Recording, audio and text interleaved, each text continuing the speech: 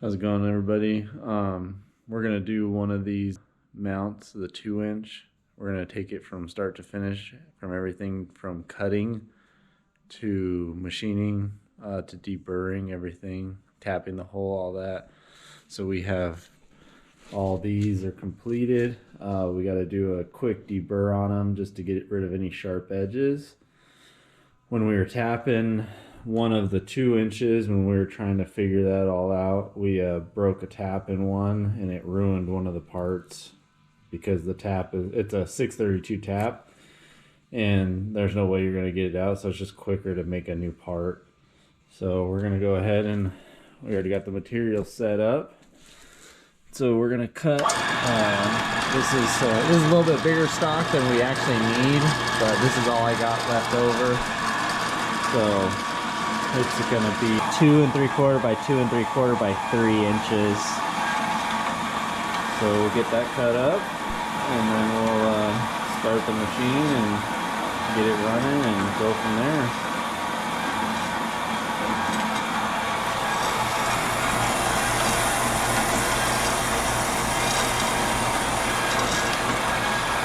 Right now I don't have coolant on this one. We ran out of coolant. I gotta get some more, that way we can make coolant, because this thing does run a coolant system, as you can see.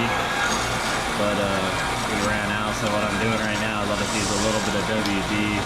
WD-40 works great for cutting aluminum, so it'll actually clean the blade out as you cut. You can see it starts to clean right here. I'll just put a little bit on. Once it's done cutting, we'll deburr it, and it'll be ready to go. Alright, just got done cutting. So you can see it's got like a sharp edge on it right here. So you can see that sharp edge right here. So we gotta deburr that and also clean it up before we put it in the machine. We don't want all these extra, dirt and stuff in the machine coolant, because it'll make it go bad over time.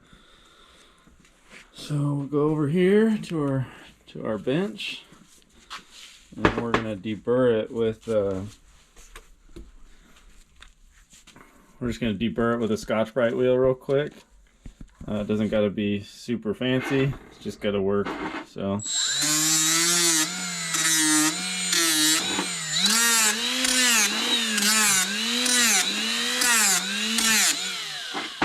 by deburring it, it helps it, when you're holding in the vise, it helps it. You don't have any little edges sticking up to where it's not going to want to hold correctly in the vise.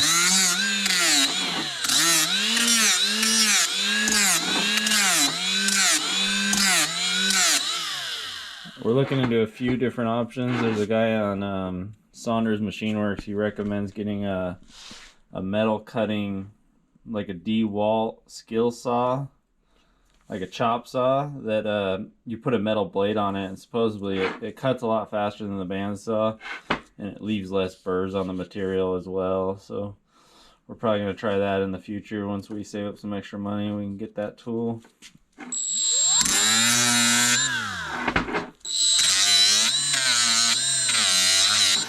So this is a pretty crude piece of material. It had a lot of edges where it looked like it had been knocked around, so I'm just cleaning them up real quick.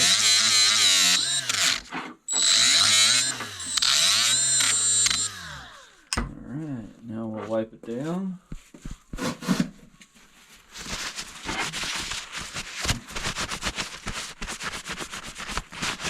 As you can see, it got rid of all those sharp edges. That means it's going to hold a lot better in the vise in the machine. So, alright, go put it in the machine now.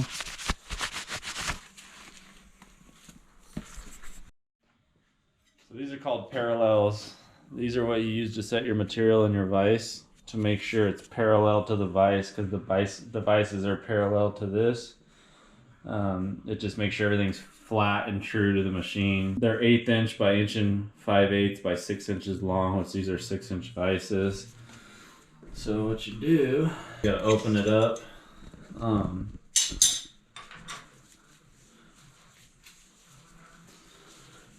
gonna get it open up here. My OCD kicks in really bad, so I'll clean this real good just to make sure the parallels aren't sitting on any material or any chips that were there.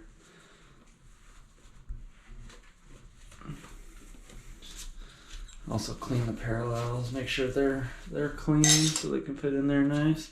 So what they do, if you look, it leaves like an 1/8 inch to where we're only biting the material by like an 1/8 inch. And the reason you want that is because you want to have a standoff so you don't run your tooling into your vise. As you can see right here, when I was doing one part, I was off, like this is only 5 thou. It barely grabbed the jaw. You know, I checked it with a filler gauge and everything, and it still just barely got into the vise. So I had to change my heights on that part, and it didn't hurt anything luckily, because it was such a small little bite. But you want to be careful with that. That's kind of what these parallels do. There's another set of jaws that they make, because you can replace these jaws on these vices to where they only hold like, I don't remember, they're like serrated jaws, and they'll bite into the material, so you only have to hold little bits of material. So like when I'm doing a part, I like to do, if there's a finish on the side when you're doing outside milling, I like to go past the part by like 10 thou. That way you have a smooth finish and you're not trying to flip the part over and create that same contour around the part and line up your tooling. Because, you know, if it's not perfect, you'll have, you know, 10 thou, 5 thou, even a few thou, you can notice that step in the side of the part. So I'll get it in here. Once I figure out in the program how it has to be oriented, which I think it actually might be like this. Oh, there's an earthquake. Yeah, we just had a decent sized earthquake. Material needs to be set in the vise. I just checked the program, so we're gonna go ahead and tighten it, and then you hit it with a dead blow. That makes sure everything's tight downward, and it sets the parallel. See how this parallel moves right now? Trick I was showed by another guy was, you know, once these parallels are tight, that means everything's down where it needs to be. So now you can see the parallels are tight, they're not moving. So now we'll go ahead and cinch it down. When you cinch it down in the vise, it'll actually lift it up a little bit, so you want to reset it. Does that parallel have to be touching the vise, like the side? Like the jaws? Yeah, you want to make sure it's trying to keep against the jaws, so it's, you know, it's parallel to the actual jaw vise and perpendicular to the base of the vise as well. So give it one more little click. If you're doing repeatable parts, it's good to use a torque wrench to tighten your vise down. That way you're getting the same clamping force every time. So that one moved a little bit, so give it a little hit, a little tap. So everything's tight. We're ready to go. We'll load our program up. I gotta change the program a little bit just because this stock's a little bit bigger than the other stock we had.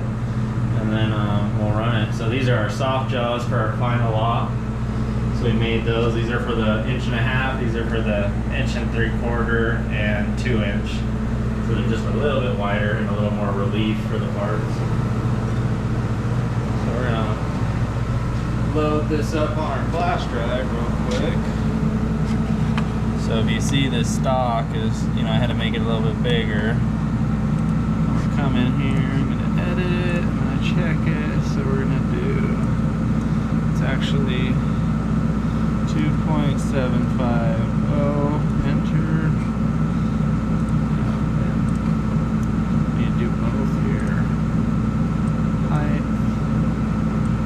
To do 2.5. So you can see the stock's way bigger than the part, but that's just what we gotta do. So I'm gonna change the offset on the Z so I can get this down farther, so when we do our second op, we're not trying to take so much material off. It's easier to face it than try to take off a bunch of material on the side.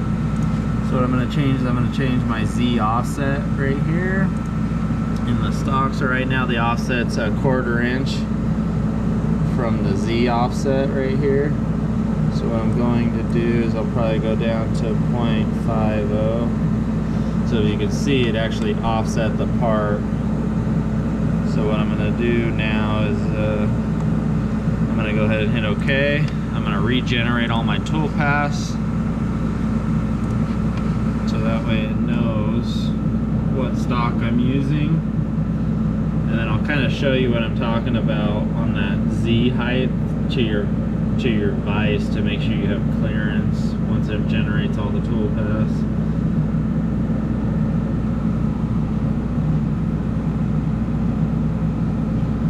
So right now we got our face that comes down.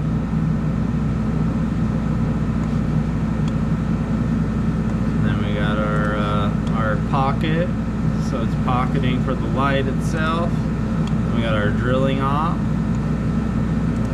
We have our other drill op, and then we have our outside adaptive clearing. So if you can see, that's the part right there. If you see it, and you can see that we're going, you know, a little bit below it. It's kind of hard to see, but if you look at the material, you can see that we have roughly a 1/4 inch of material still in the vise, just to make sure it's not going to run into the vise. Then we have our contour, our outside contour. We got our chamfer on our tapped holes. We have our chamfer on the outside as well as the other holes. The chamfer is different for the outside versus the tapped hole, so that's why there's two different operations. And then we have our tapping operation. So that's it for the first op. We go ahead and I gotta change the post process because right now we have it set up to do 2 parts, and I don't want to. I just want to do 1 part here. So we're gonna hit OK, and then we're gonna post process it.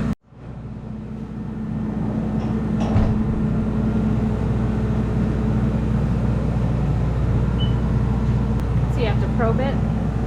Yeah, but I gotta start getting the machine all on.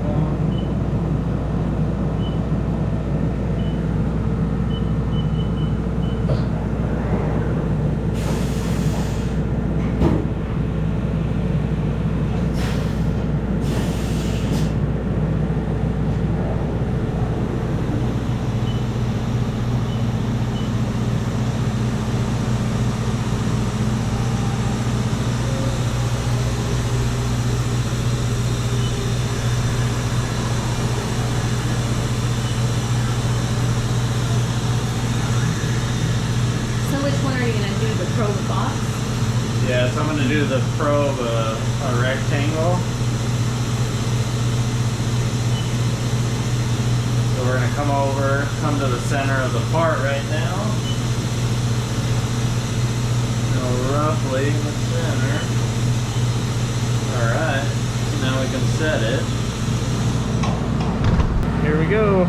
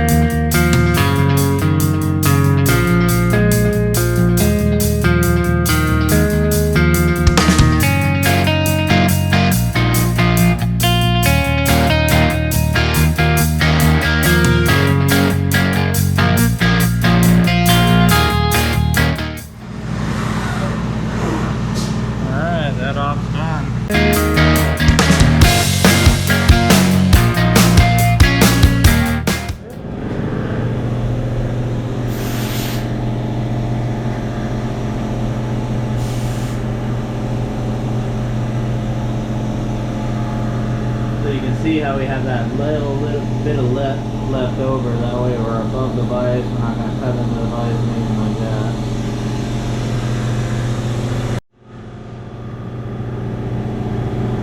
Nice, smooth finish. You can see that little line when it stops the contour, but you can't even feel it. It's just a tool line. Very good. So now we'll put our fixture in and we're gonna set it like this. We'll do our X, Y, Z, and we'll go ahead and run that off. So you're putting in the multi-fixture? Yeah, normally I would run it between both vises, but I don't feel like taking these jaws out, so I'm just gonna put it and run it in the center one real quick. And then I'm gonna get my level out, make sure it's level too real quick. What do you guys think? They're really nice. Yeah, you like them? What do you think, Brian? What are these for? Do you know? Light fixtures. What are these for, Berlin? My fixtures. Mind fixtures? Molly fixtures. You mean light fixtures? Molly fixtures. What do you got there? Some delicious chips. Delicious chips? Spicy and then no spicy. Wow, Mixed together. nice.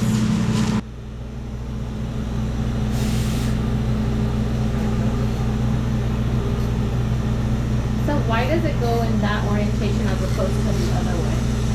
So the reason it goes in this orientation is if you can see this pocket, for one, the pocket right here for the tooling, and then also I have it set up in Fusion 360. This is the Z coordinate, this is the X, and this is the Y face. So you got to make sure you orientate it the right way, because if you don't, when you come down and cut, it's going to cut it the wrong way. So you put it in this way because it's going to do the pocket right here, the little contour? So if you look at it, this is how it's going to sit. So it's going to come down and it's going to cut all this. For off two. And that, yeah, for off two. And that's what this pocket is for the tool relief. When it comes down, you got to have a relief for the tool and the fixture. So this fixture utilizes those holes that you drilled and tapped on the part? Yeah, so on these parts, they don't need those extra two outside holes. They don't need them. They only need this center one for the light. But to fixture them, we were able to add these two extra holes because it doesn't hurt the part. It doesn't affect the looks of the part because it's underneath the light. So that's why we did it. It allows us to fixture it and hold it correctly and actually orientate it too. So new fixture, new orientation, you gotta reprobe? Yeah, we gotta probe the part to know exactly where it's at.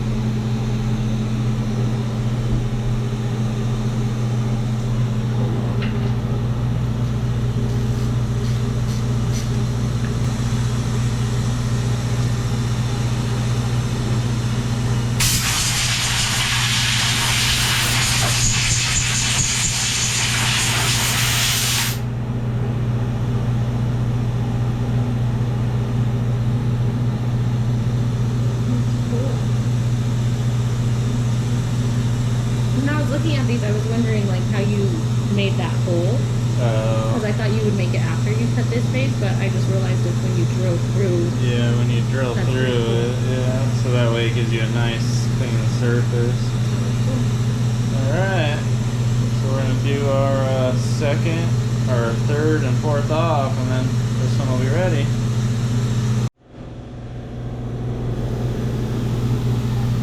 So this one's a different picture? Yeah, so this is our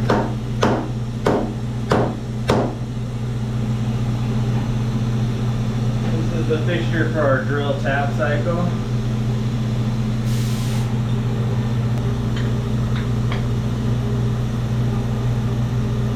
Well, this one's just getting drilled, not tapped.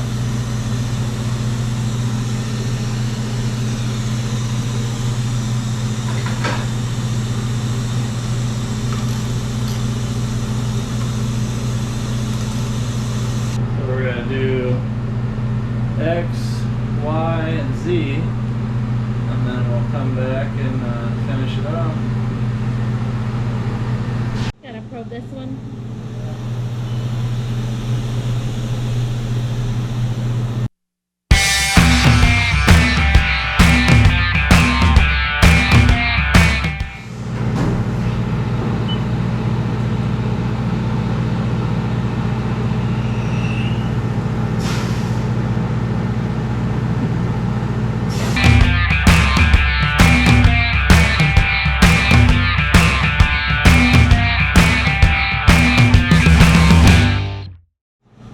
So this is a fixture we designed that actually, you know, will hold 5 different parts. So what it does, these little nubs right here, as well as this circle, locates the part for when you drill it. So it slides on, and if you can see how it locates in between these little tabs right here. So pretty cool fixture that we were able to come up with. It takes one bolt because it does have that circle located, as well as the side, so it can't rotate. All you got to do is use one bolt with real light tension to hold it in place. And this does our drilling and our tapping, as well as the bigger hole for drilling as well, so we can do everything on it. Well, because these parts are 2 different halves. Yeah, so they're 2 different halves. So one will actually have a hole with a pocket on the other side, which we got to do right now on this part, and then one will have just a hole with a tapped basically thread, so they can hold together over a tube. We'll show that to you in a second. As you can see, we're going to do the little pocket on it. So see how it's the pocket, so the bolt can actually fit into it and not basically obstruct or affect the light when it's sitting in. So right now this one doesn't have one, so we're going to do that real quick. So this picture's only for that pocket. Yeah, so this is just for that special little pocket on it. So this is what we came up with to probe the center. I took a 1032 bolt and I actually machined it down to where it fits into that diameter hole perfect. That way I could probe the center, and then I'll probe the Z on this part right here. And that'll actually give us our XYZ coordinates, and it'll come down and pocket it. So it'll give you the height. Yeah, we're using a little 1/8" end mill to do that pocket. So, yeah.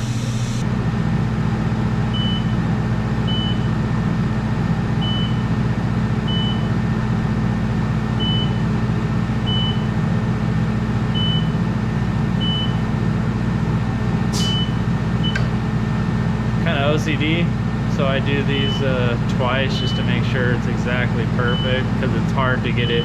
They say you want to get the probe close before you do a boss like this, so if you're doing it twice, we'll make it perfect.